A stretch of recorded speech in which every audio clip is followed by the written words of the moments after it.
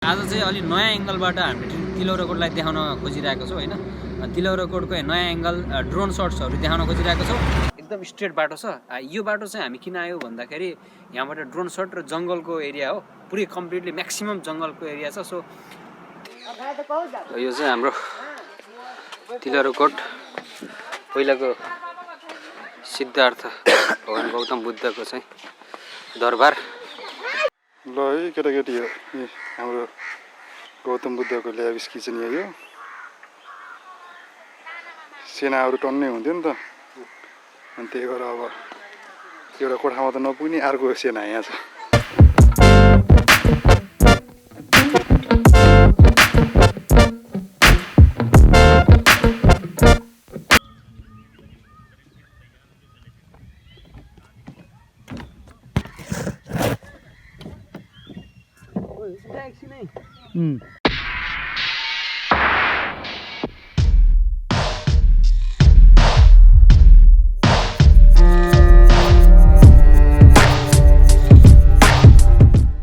नमस्ते guys, I hope सबैजना आरामै हुनुहुन्छ होला। सधैँ चाहिँ आज पनि हामी नयाँ भ्लगको लागि नयाँ डेस्टिनेसनमा जाँदैछौँ। आज चाहिँ अलि नयाँ एङ्गलबाट हामीले तिलौराकोटलाई देखाउन खोजिरहेको छौँ हैन। तिलौराकोटको नयाँ एङ्गल ड्रोन शट्सहरू देखाउन खोजिरहेको छौँ। सो अहिले हामी यहाँ 4 नम्बरदेखि बुङची क्याम्पसबाट चाहिँ हामी लाग्दैछौँ। सो बाटोको क्लिप हेर्नु होला हैन, कहाँ कहाँ कुन डिरेक्सनबाट जाँदैछौँ हेर्दै गर्नु होला। अहिले भने बाटो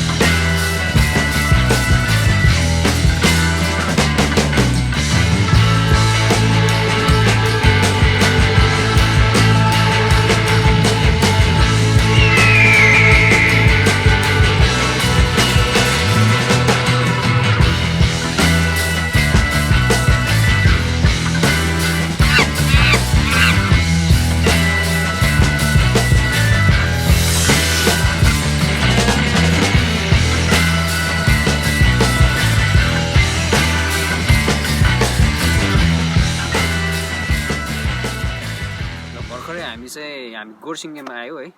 गोरसिङे अलि अगाडि छ, त्यहाँबाट चाहिँ हल्का लेफ्ट टर्न गरेर चाहिँ हामी यतातिर जाँदैछौँ। यहाँबाट चाहिँ तिलौराकोट सिधै जान मिल्छ, एकदम स्ट्रेट बाटो छ। यो बाटो चाहिँ हामी किन आयो भन्दाखेरि यहाँबाट ड्रोन शट र जङ्गलको एरिया हो, पुरै कम्प्लिटली म्याक्सिमम जङ्गलको एरिया छ। सो त्योबाट ड्रोन शट पनि हेर्न कस्तो मजा आउँछ होला नि त हैन। सो अब भने सिधै यहाँबाट अनि नेक्स्ट क्लिप भने ड्रोन शटको। अब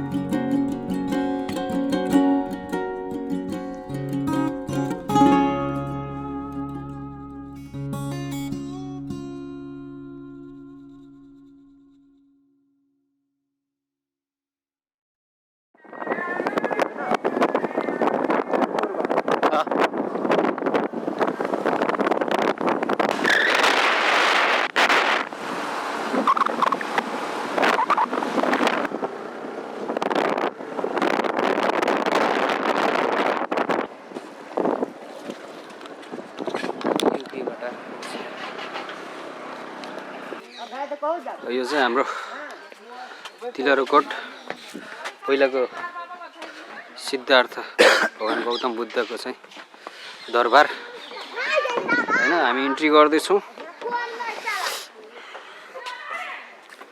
बहुत धेरै आएको रहेछन् मान्छे हैन।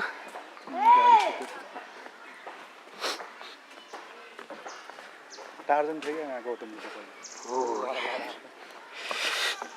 द वेस्टर्न गेट रे यो चाहिँ मलाई सही लाग्यो। यो खाली खुट्टाले हिँड्न मिल्यो नि सही हुन्छ।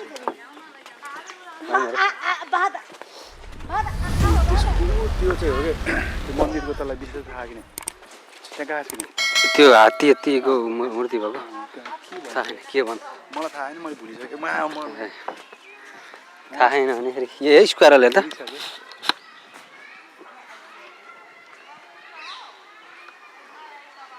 स्क्वायरलको जोडी रहेछ यार।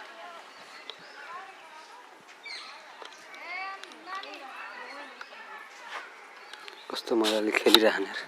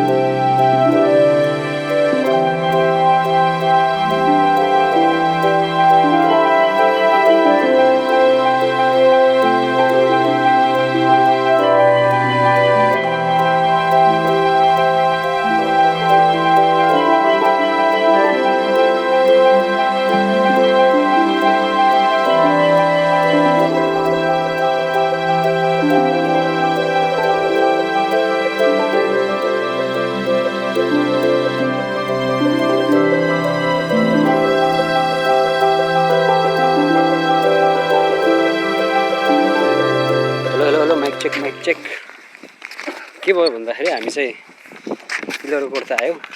तिलौराकोटमा आएर अनि त्यसपछि यो ठाउँमा चाहिँ हामी पहिला पनि आइसक्यो। सो यसको फेरि सबै डिटेलहरू त माथि पिनमै राखिदिइरहेको छु, तपाईँले त्यहाँबाट एसेस गर्न सक्नुहुन्छ। हामी चाहिँ एकदम स्पेसल र फोटोग्राफी भिडियोग्राफी नयाँ नयाँ ठाउँ कहाँ गर्न सक्छौँ त्यो गरिरहेको छ। त्यही भएर यो भ्लग चाहिँ टोटली भ्लगिङ भन्दा पनि एउटा तिलौराकोटको नाममा एउटा भिडियो चाहिँ बन्न गएको छ हैन। आई होप तपाईँहरूलाई मनपर्छ होला। ल है केटाकेटी, हो हाम्रो गौतम बुद्धको ल्याबिस किचन यो सेनाहरू टन्नै हुन्थ्यो नि त, अनि त्यही भएर अब एउटा कोठामा त नपुग्ने अर्को सेना यहाँ छ।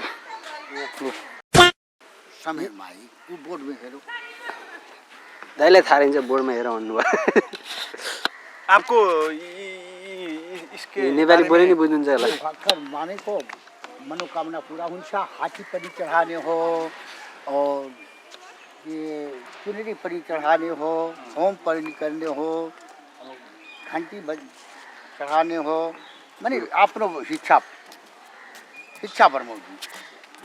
अच्छा गाइज हामीले चाहिँ यहाँ बुझ्न खोजिरहेको छौँ कि यसको खास हिस्ट्री महत्त्व के छ भनेर।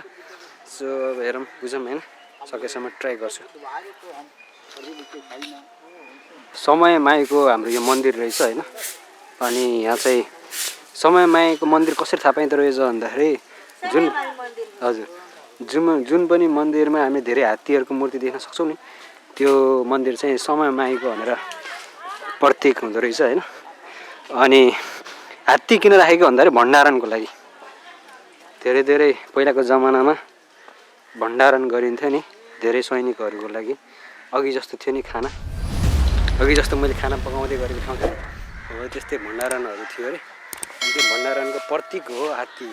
अब त्यो खानेकुराहरू सब बोकेर ल्याउने हो नि त हात्तीले। सो यसरी चाहिँ मूर्ति यसरी राखेर चाहिँ यो मन्दिर बनाइएको रहेछ। अनि यहाँ चाहिँ यहाँ आएर कसैले केही इच्छा जाहेर गर्यो, केही इच्छा माग्यो भने चाहिँ पुरा भयो भने चाहिँ उहाँहरूले यहाँ आएर चाहिँ दान गर्नु हुँदो रहेछ। अनि त्यसलाई एउटा भण्डारणको रूपमा राखिँदो रहेछ। अनि पकाएर प्रसाद गराएर अनि मान्छेहरूले बाँडेर खाने।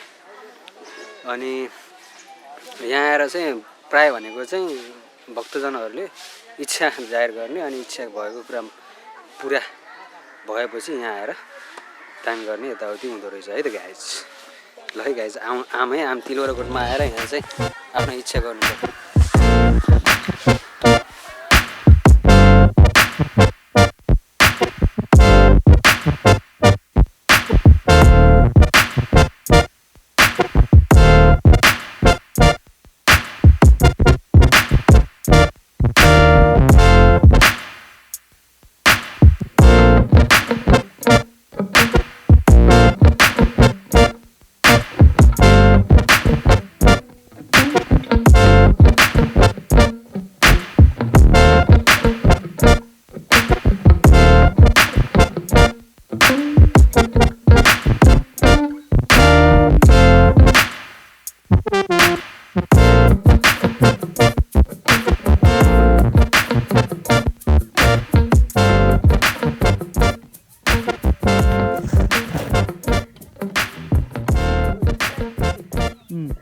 सो आई होप तपाईँहरूलाई मन पर्यो होला आजको यो छोटो मिठो भ्लग। अनि फेरि पनि नेक्स्ट विक हामी भेट्नेछौँ भन्दै अहिले चाहिँ बिदा हुन चाहन्छु तपाईँहरूबाट।